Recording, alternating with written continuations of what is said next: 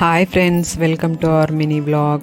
ఈరోజు నా వ్లాగ్ వచ్చేసి ఏంటి అంటే అయితే ఇప్పుడు నవరాత్రి స్పెషల్గా అయితే అందరు పిల్లలకు దుర్గామాత లాగా అయితే రెడీ చేస్తున్నారు కదా. మేము ఈయన అయితే మా వదిన వాళ్ళ పాపకి అంటే మా కోడలికి రెడీ చేద్దామని అయితే అనుకున్నాము. ఇంకా ఆమె అయితే రెడీ చేస్తాం అనగానే ముక్కుపోగు పెడతారా అని అడిగింది. పెడతామనేసరికి సరే రెడీ అవుతా అంది. ఇంకా మేమైతే యూట్యూబ్లో చూసి రెడీ చేస్తున్నాము. కానీ మేము ఎంత ట్రై చేసినా అసలు అయితే చీర కట్టడానికే వస్తలేదు.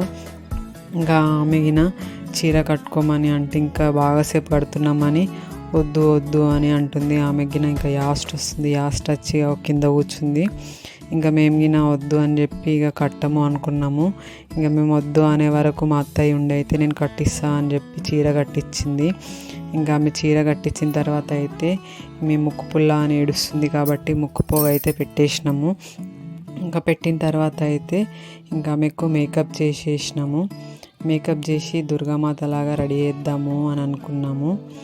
ఇక ఫైనల్గా అయితే చేతులకు పారాని పెడదాము అని చెప్పి పెట్టినాం, కానీ అదంతా మంచిగా రాలేదని ఊరుకున్నాము. ఇంకా ఫైనల్గా అయితే పాపదైతే లుక్ ఎలా ఉందో ఒకసారి అయితే చూడండి ఫ్రెండ్స్. చూసి మీరైతే కామెంట్ చేయండి.